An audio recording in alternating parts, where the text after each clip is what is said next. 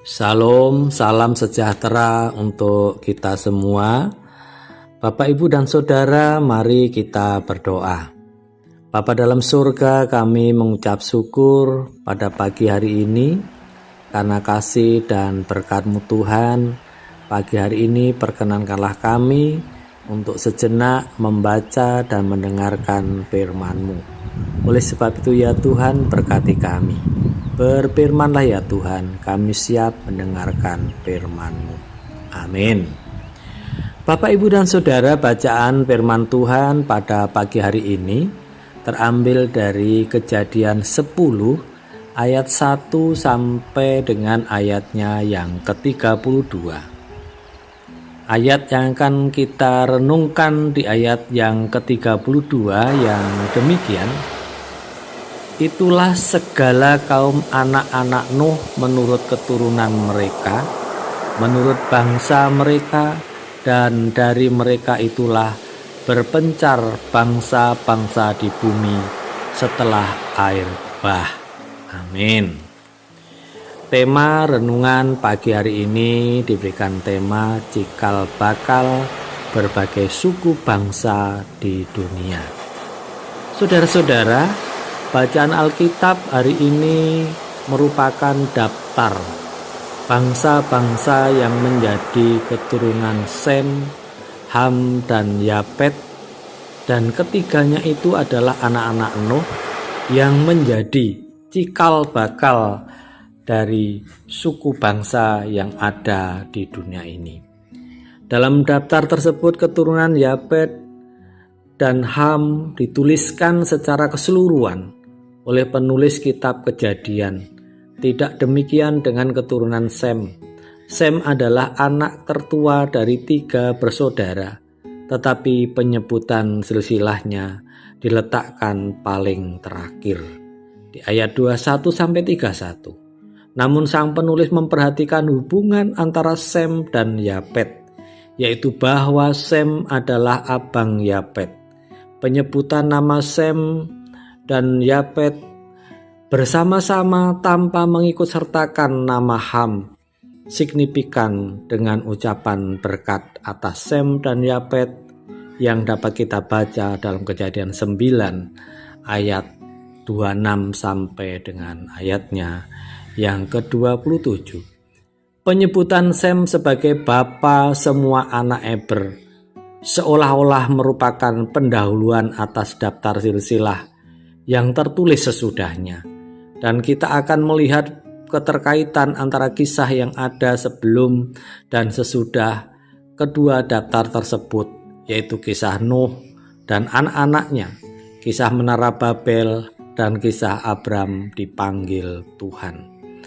Saudara-saudara, daftar keturunan Sem diulangi kembali setelah kisah Menara Babel di Kejadian 11:1-9. Namun ada pemisahan garis keturunan antara keturunan Pelek dan keturunan Yoktan, anak-anak Eber. Penulis daftar ini menyebutkan bahwa pada zaman Peleklah bumi terbagi. Lalu dalam garis keturunan Pelek kita akan menemui nama Abram yang kemudian disebut sebagai bapa orang beriman. Silsilah tersebut menunjukkan terpenuhilah tugas yang Tuhan berikan kepada manusia, yaitu beranak cucu dan memenuhi bumi. Tersebarnya manusia di berbagai wilayah merupakan efek dari pemeliharaan Allah pada setiap bangsa. Karena itu, Allah pencipta adalah penguasa tunggal atas kehidupan bangsa-bangsa di dunia.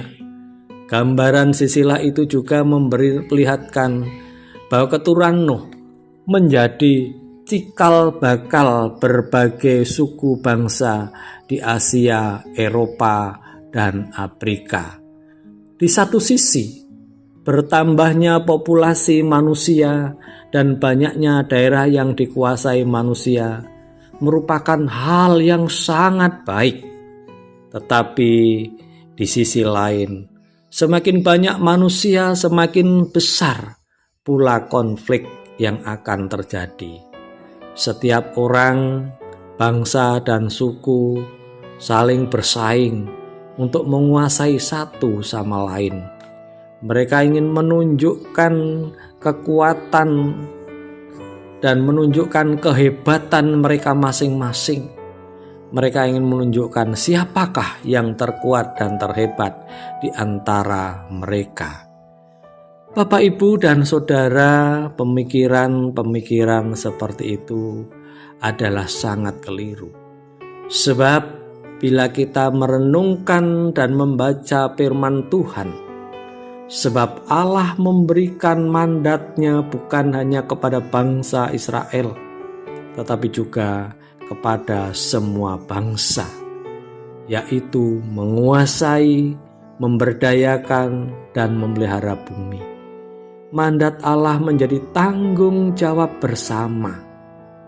Memahami hal ini seharusnya setiap bangsa saling menghormati, setiap bangsa saling menghargai, setiap bangsa harus dapat bekerja sama dalam rangka mewujudkan hidup yang damai sejahtera. Saudara-saudara, kita orang-orang percaya, orang-orang Kristen juga merupakan keturunan dari cikal bakal dari keturunan Nuh, anak-anak Nuh. Dan marilah di dalam kita menjaga hidup damai sejahtera, memasuki tahun baru 2025 ini, malah kita hidup dalam damai dan saling menghormati satu sama lain, saling menghargai satu sama lain, dan kita bekerja sama dalam rangka mewujudkan hidup yang damai sejahtera. Sebab Allah tidak membeda-bedakan kasih-Nya terhadap siapapun. Ia mengasihi seluruh ciptaannya. Mengasihi Allah berarti mengasihi semua bangsa di muka bumi ini. Dan tugas tanggung jawab kita sebagai orang percaya, marilah kita bersama-sama untuk mewujudkan hidup damai sejahtera, saling menghargai, saling menghormati, agar kasih dan damai Kristus yang Tuhan nyatakan melalui Yesus Kristus dapat dirasakan oleh semua orang. Selamat beraktivitas, Tuhan memberkati kita semua. Amin. Kita berdoa. Bapa di surga, kami bersyukur atas firman-Mu pada pagi hari ini. Bacaan kami yang telah kami baca, Tuhan, menceritakan bagaimana cikal bakal bangsa yang ada di muka bumi ini adalah dari keturunan anak-anak Nuh. Dan itulah Tuhan, karena berkat-Mu, karena kasih-Mu, sehingga menjadi bangsa yang besar di muka bumi ini. Bapa, berkati kehidupan kami, mampukan kami di dalam menjalani kehidupan memasuki tahun baru 2025 ini. Bila Tuhan kami bisa menjadi agen-agen damai sejahtera, sehingga dimanapun kami berada, kami dapat merasakan damai sejahtera. Dalam nama Tuhan Yesus kami berdoa dan mengucap syukur. Amin.